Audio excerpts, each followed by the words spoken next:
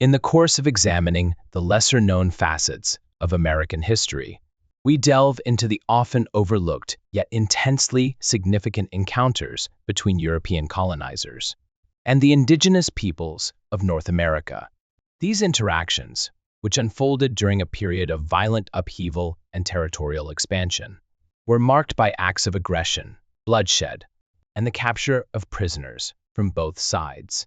The historical record reveals a troubling pattern of violence as colonists, driven by a thirst for land and resources, clashed with Native American tribes, whose lives, cultures, and territories were being systematically disrupted.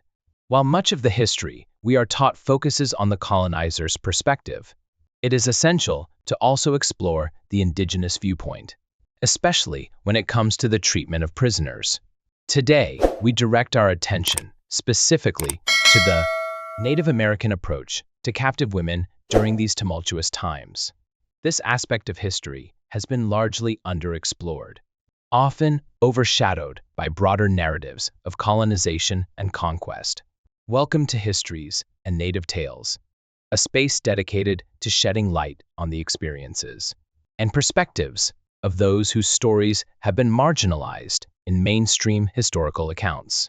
Within the context of these violent conflicts, one critical element to consider is that Native American treatment of prisoners, including women, was shaped by cultural norms and practices that varied across different tribes, but often shared key similarities. It is important to note that, despite the diversity of tribes and their individual customs, the general approach to prisoners, regardless of whether they were from competing tribes or European forces, displayed striking similarities. In this exploration, we seek to understand how Native American societies viewed and treated women who were captured in battle, a subject that has not been given the attention it deserves. By focusing on this particular group of prisoners, we aim to illuminate a facet of Native American history that is often overlooked, providing a more nuanced understanding of the choices, motivations, and circumstances surrounding these women. In order to gain a deeper insight into the Native American approach to captives, it is essential to approach this topic with an open mind, acknowledging the complexity of the cultural dynamics at play.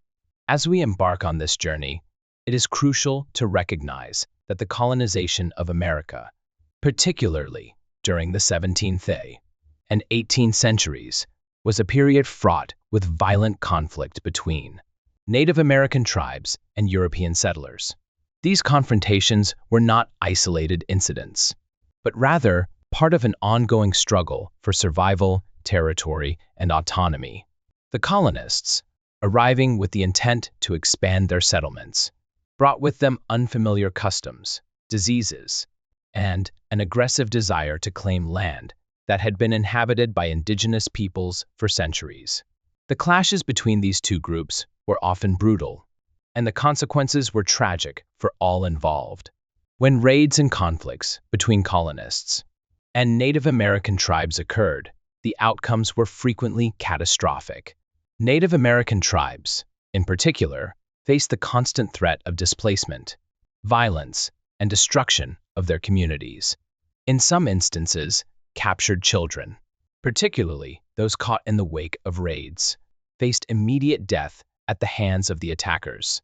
The practice of killing children, though harsh by today's standards, was sometimes seen as a necessary act to prevent future retaliation or to disrupt the enemy's ability to rebuild.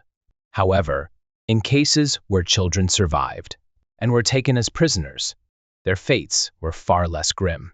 These children, many of whom were taken from their families during raids, were often adopted by members of the tribe, raised within their communities, and integrated into their social structures.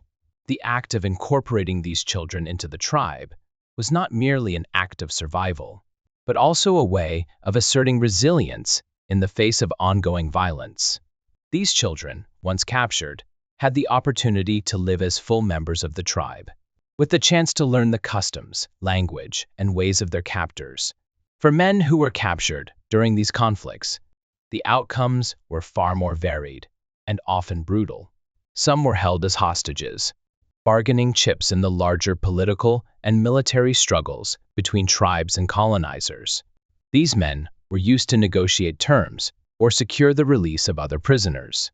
However, not all captives were so fortunate. Some were subjected to prolonged and agonizing deaths following their capture. The methods of execution varied, depending on the tribe and the circumstances. But the fate of these captives was often violent and grim, a reflection of the intense and unrelenting nature of the conflicts between Native Americans and colonizers. This segment of history reveals the stark and tragic realities of the early colonial period in North America, where violence, survival, and cultural preservation intertwined in ways that continue to shape the historical landscape. As we delve further into the treatment of women prisoners of war and the cultural practices surrounding their captivity, it becomes clear that these stories are crucial in understanding the broader narrative of resistance, resilience, and survival in Native American communities during the colonial era. The complexities of this historical period demand a more in-depth examination of the various factors, cultural, social, and political, that influenced how captives were treated on both sides, ensuring that no perspective is left unexamined. Alvar Núñez Cabeza de Vaca, along with three of his companions, is often cited as one of the earliest recorded instances of European captives held by Native Americans. These men, who were shipwrecked and subsequently taken prisoner in what is now the state of Texas during the early 16th century, provide a rare historical example of the interactions between Europeans and indigenous peoples in the context of captivity. While most historical accounts focus on the actions of the colonizers, Cabeza de Vaca's experience offers a different perspective, one in which survival, adaptation, and cultural exchange played significant roles. The men were held by various Native American tribes for several years, and their story is remarkable, not just for its early record of captivity, but also for the way they managed to gain a level of respect and autonomy during their time in captivity. These individuals were not ordinary prisoners. They were learned men, particularly skilled in medical knowledge, which played a crucial role in their relatively favorable treatment. Their medical expertise was highly valued by their captors, who, recognizing their utility, allowed them certain freedoms, unlike most captives who were typically confined or treated as subjugated individuals. Cabeza de Vaca and his companions were allowed to roam freely within their captivity. Their status as skilled healers elevated them above the typical captive experience, and they even held leadership roles within their group, offering advice and guidance to both their fellow captives and their captors. Despite their captivity, they were treated with a measure of respect, and at times even honored by the tribes that held them.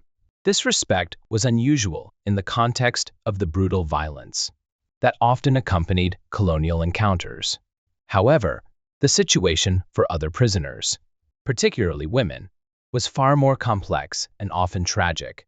The treatment of women captives by Native American tribes during this period contrasts sharply with the treatment of men like Cabeza de Vaca. While the men who were captured were afforded certain privileges due to their skills, women faced a much harsher reality, though it could vary greatly depending on their age and the tribe that took them. For women, particularly those who were older, one that would force her to confront the complex layers of identity, loyalty. The outcomes of their captivity could range from exploitation to death. Their fates were often marked by hardship and suffering, with little opportunity for advancement or respect within their capture communities. However, there were notable exceptions, and it is important to understand the nuances of these experiences. One of the most surprising aspects of captivity during this time is the respect and esteem that was sometimes afforded to young female captives, particularly those who had not yet reached full maturity at the time of their capture. These young women were often seen as valuable members of their captor communities, not only because of their potential to contribute to the tribe's survival, but also because they could be integrated into the tribe's social fabric. In many cases, young girls who were taken captive and raised by Native American tribes came to occupy positions of authority and respect within their new communities. These girls, having been raised with Native customs and values, often rose to become key figures within the tribe, bridging the gap between their birth culture and the one that had adopted them. A notable example of this phenomenon is the case of Cynthia Ann Parker, who was captured by the Comanche tribe when she was only a toddler. After her capture, Cynthia was raised as a Comanche, eventually marrying Peta Nocona, the chief of the Comanche tribe, and becoming the mother of Quanah Parker, the last known military leader of the Comanches. Cynthia Ann Parker's story is one of resilience and cultural assimilation, but also of deep internal conflict. Despite her adoption and subsequent marriage into the tribe, she was eventually found by her biological family in 1906 in 860.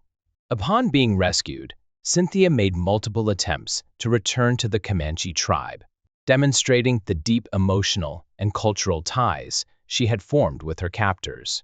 Her case highlights the complexities of captivity, where young women often became fully integrated into their adoptive tribes and developed strong emotional and social bonds. Another example of a captive who rose to prominence within a Native American tribe is Millie Durgan, a young girl who was kidnapped and raised by Native Americans. Her story, like Cynthia Ann Parker's, exemplifies how some captives were not only accepted by their captors, but also elevated to significant roles within the tribe. The case of Millie Durgan, along with other women in similar situations, provides a counterpoint to the often tragic fate of captives, demonstrating how some women were able to rise to positions of power and influence in their new communities. These stories reveal the complexity of captivity in Native American societies, where the treatment of captives, especially women, could vary widely depending on factors like age, integration into the community, and the specific cultural practices of the tribe holding them. It is crucial to recognize that not all women who were captured by Native American tribes experience favorable outcomes during their captivity. While some women were integrated into their captors' communities and even rose to positions of influence, others faced far less welcoming circumstances. Among these women, particularly those who were captured as adolescents, there were instances of profound resistance and resentment toward their captors. Many young women, driven by a deep hatred for the tribes that had taken them, harbored intense desires for vengeance. These feelings often manifested in acts of defiance, as some women attempted to escape their captors and, in certain cases, sought retribution for their suffering. One notable example is Matilda Lockhart, a 13-year-old girl who was captured by the Comanche in the early 19th century. Her experiences in captivity fueled a desire for revenge, and her story serves as a poignant illustration of the emotional toll captivity could have on young women. Matilda's journey as a captive culminated in a significant incident. In 1907, 840, during a gathering at the San Antonio Council House, where she inadvertently triggered a violent confrontation. This altercation not only revealed the tense relationship between Native American tribes and the surrounding settler communities, but it also brought to light the reality that many prisoners, including women, were being held by the Comanche at the time. The event underscored the precarious and volatile nature of these captivity experiences, as individuals, like Matilda Lockhart, sought to assert their agency in a desperate bid for freedom and revenge. However, it is important to note that, despite instances of violence and retaliation, acts of brutality against women and girls who were captured were generally not condoned within many Native American communities. Within Native American societies, there existed a moral code that governed the treatment of captives, including women, while Native American tribes were often involved in violent conflicts with other groups. The mistreatment of women, particularly those who were taken as prisoners of war, was not typically accepted. This moral framework emphasized respect and care for women, even in the context of war. The general expectation was that women captives should not be subjected to unnecessary violence, and their treatment was often seen through the lens of societal norms and cultural values. Therefore, while women may have experienced hardship, their fate was not always one of outright brutality. Moreover, in many indigenous cultures across the Americas, violence toward captives was viewed negatively. This cultural perspective was shared by numerous tribes, who adhered to codes of conduct that prohibited excessive cruelty. The treatment of prisoners was, in many cases, more focused on the possibilities of integration or trade than on inflicting harm. When a captive did not wish to join the tribe or marry one of the leaders, their fate was often determined by a process of negotiation or ransom. In the case of women, who were often taken with the intention of being sold to relatives or used in diplomatic exchanges, their value as commodities became a central aspect of their captivity. Women were frequently seen as valuable assets in the context of intertribal relationships, and their roles within the tribe were often linked to economic and social transactions. As a result, women captives played a significant role in the exchange systems that existed between tribes.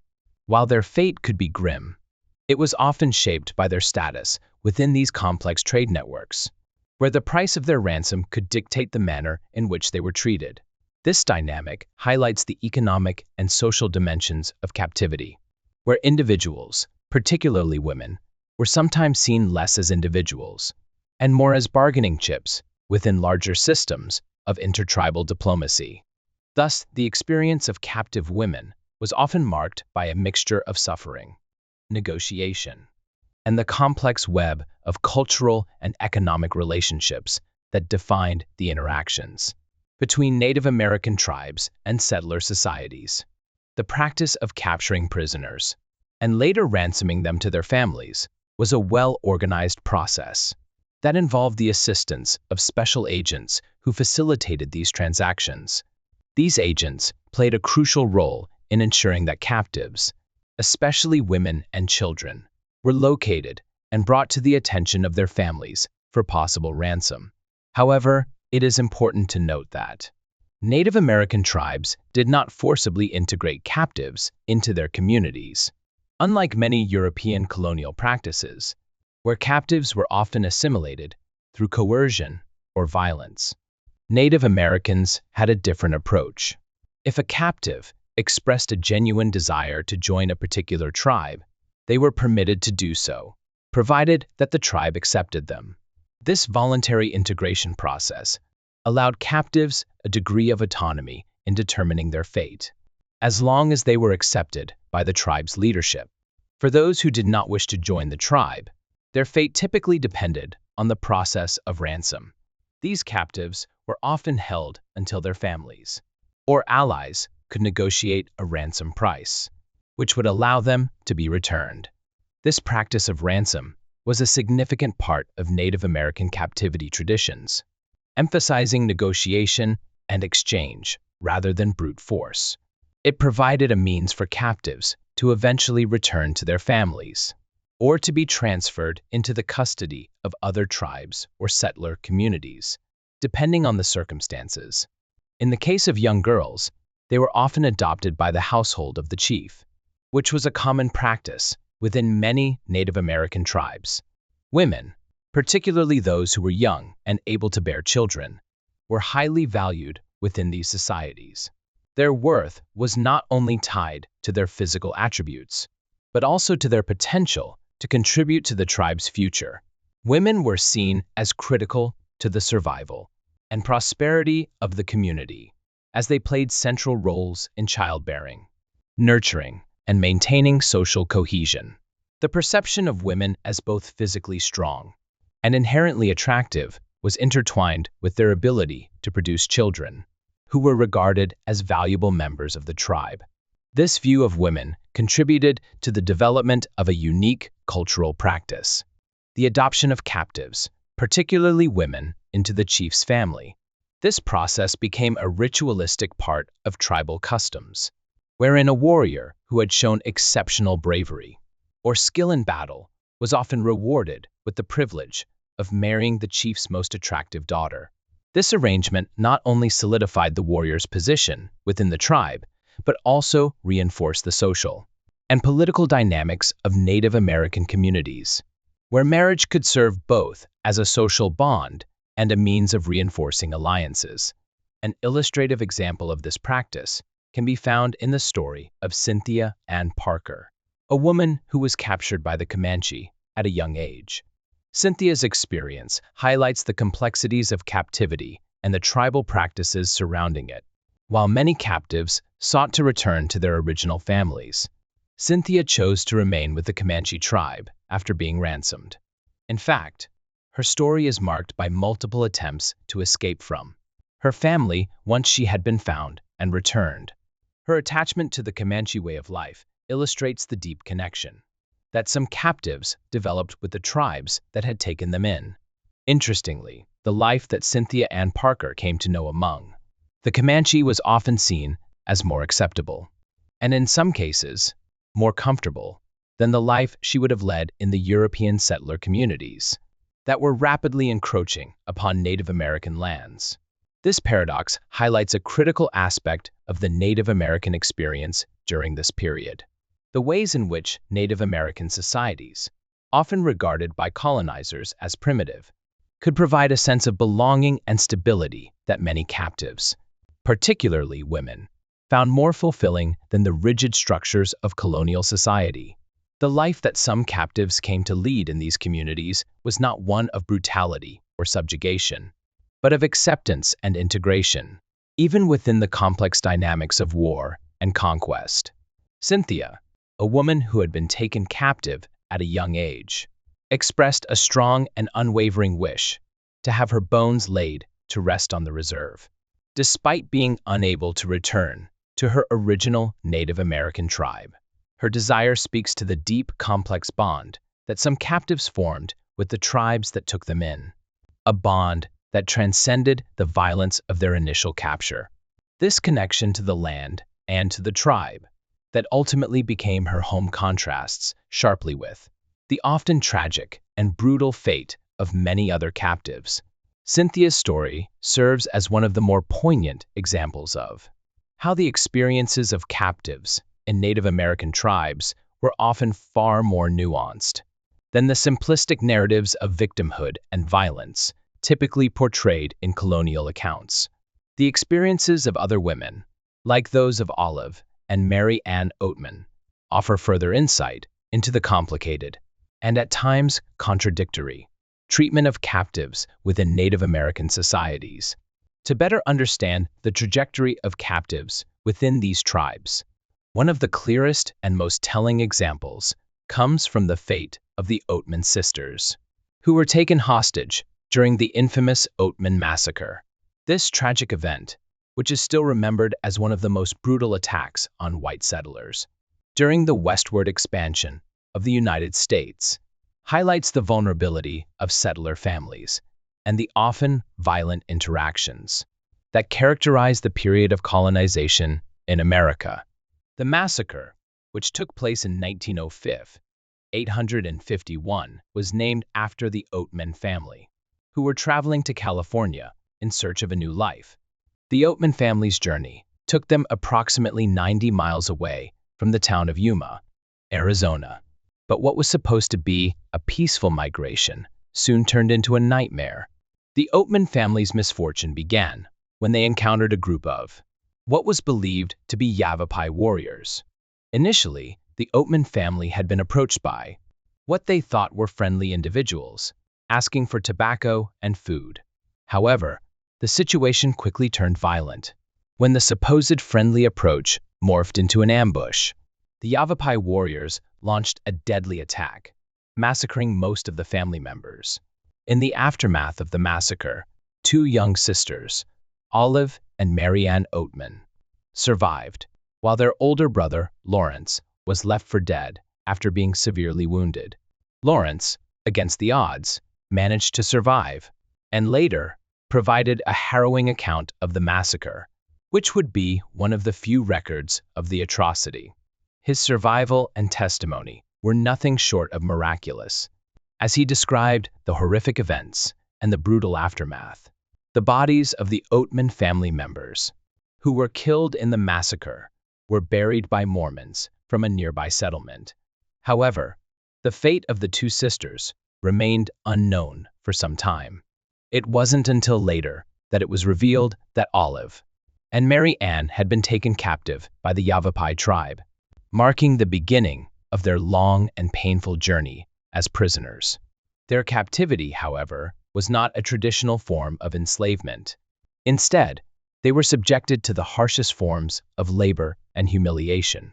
The sisters were forced to gather food, collect firewood, and perform other menial tasks, all while enduring constant derision and mockery from their captors. Their status within the tribe was far from that of respected members. Rather, they were treated like slaves, with little regard for their well-being. The young girls were not only subjected to physical labor, but were also constantly ridiculed by the Native American children in the tribe. The emotional toll of their captivity was perhaps even more devastating than the physical hardships they endured.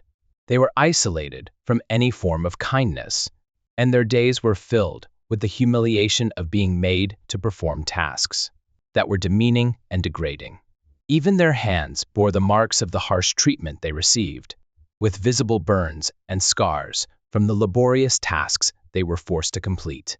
The sisters, who had once been part of a loving family, now found themselves in a world where they had no control over their fate. Their captivity was marked by a loss of agency and dignity, as they were denied any semblance of autonomy. However, it is important to note that the treatment of captives, including Olive and Mary Ann, was not universally characterized by such cruelty. While their experience with the Yavapai tribe was horrific, it was not representative of all Native American tribes' treatment of captives. In some cases, captives were adopted into the tribe, and their roles within the community were redefined. But for Olive and Mary Ann, their captivity was marked by constant physical and emotional suffering. Their story serves as a stark reminder of the brutality that could accompany the early interactions between settlers and Native American tribes, as well as the often harrowing lives that captives were forced to lead. Despite the unimaginable hardships they faced, the Oatman sisters' story is a testament to the resilience of those who endured such captivity, and their eventual return to civilization stands as a remarkable and emotional chapter in American frontier history. Olive and Marianne Oatman, after enduring the trauma of captivity, were eventually rescued by the Mojave tribe, who took immediate action once they became aware of the girls' situation. Their rescue was part of a larger practice within indigenous communities where captives, particularly women and children, were often ransomed or traded. Upon being freed by the Mojave, the sisters experienced a drastic change in their circumstances. They were no longer in the hands of the tribe that had originally taken them, and soon discovered that their new environment was markedly different from what they had experienced in their previous captivity. Their treatment under the Mojave was significantly more favorable, and they were granted a new sense of stability and care, which contrasted sharply with the hardships they had endured. The chief of the Mojave tribe, along with his wife, Espanola, and their daughter Topeka, took a particular interest in the two girls. They adopted Olive and Mary Ann into their family, providing them with a level of affection and care that Olive would later describe as greater than what she had ever received in her own biological family. The bond between the sisters and their new adoptive family was strong, and over time, Olive expressed that the Mojave had treated them with more warmth and respect than they had ever known in their previous life. This treatment was not just a matter of charity, it was part of a broader cultural framework, in which captives were often integrated into the tribe through adoption, offering them a place and a role within the community. In this new setting, the Oatman sisters were no longer required to perform hard labor, as they had been under the previous captors. Instead, they were given a more relaxed existence, marked by the privileges and respect granted to them as members of the Mojave tribe. A significant part of their integration into the tribe was the physical symbol of belonging. The Mojave marked the sisters with tattoos on their faces. These tattoos, which were a cultural practice among the Mojave, were a visible sign of their adoption and acceptance as full members of the tribe. In many indigenous societies, such practices were not merely symbolic, but also affirmed the new role the captives would play within their new community. The tattoos thus served as both a mark of honor and a permanent reminder of the bond between the sisters and the Mojave people. Espanola, the chief's wife, particularly embraced Olive and Mary Ann as if they were her own daughters. She nurtured them, cared for them, and ensured that they were treated as equals to her own biological children. This maternal affection helped to establish a sense of belonging and comfort for the girls, who had been torn from their family and culture just a few years prior. The Mojave tribe's treatment of Olive and Mary Ann was in stark contrast to many of the experiences that European captives faced in indigenous communities, where captives were often subjected to more harsh or even violent practices. While the girls' initial captivity had been marked by hardship, their time with the Mojave tribe allowed them to find a measure of peace. It is interesting to note that despite the fact that the Mojave tribe was known to interact with settlers and was even sought out by them, the Oatman sisters did not initially seek help from these outsiders. They had by this point formed strong ties to their new community and had come to feel that they belonged there. Their sense of identity had shifted, and they no longer saw themselves as victims in need of rescue, but as members of a tribe that had cared for them and given them a sense of security. This emotional attachment was profound, and it highlights the complexity of captive experiences.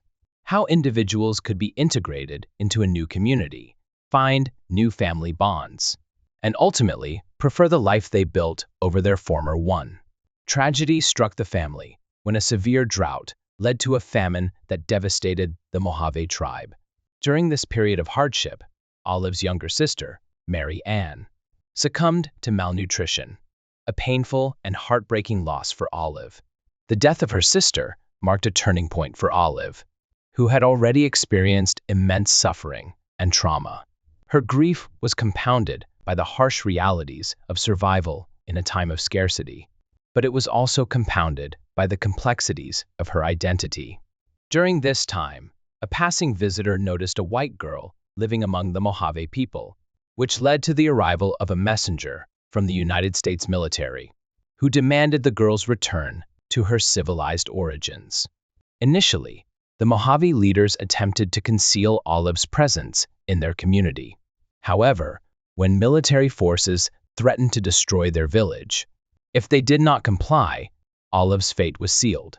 The pressure from the military authorities proved overwhelming, and Olive, now 19 years old, was faced with the difficult decision to return to civilization. She had been instructed by the tribe to conceal her true identity and to claim that she was not American, but rather a member of the Mojave.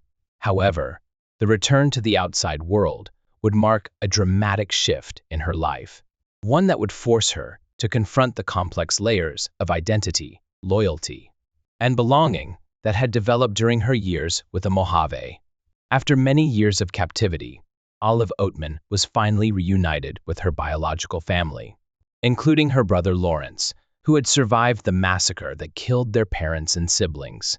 The reunion was a momentous occasion, but it was also marked by the emotional and psychological complexities that Olive had endured during her years of captivity with the Mojave.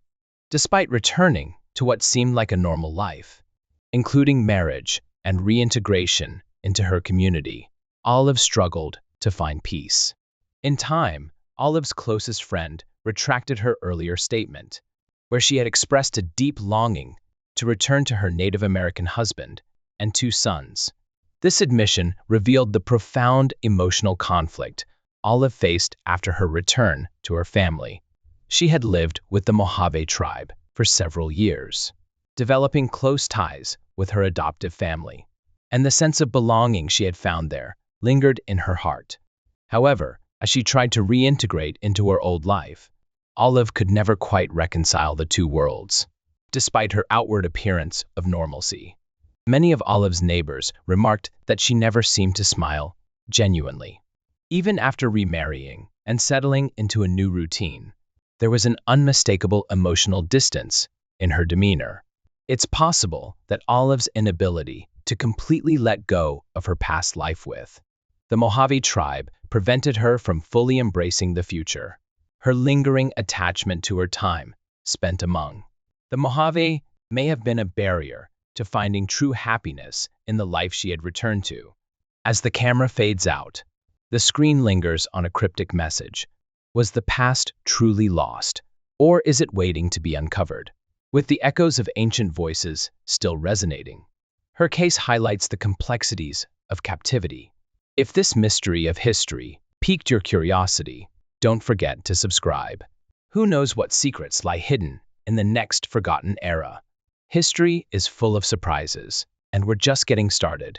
Leave a clue, or perhaps a suggestion, in the comments. What civilization or time period would you like us to unravel next?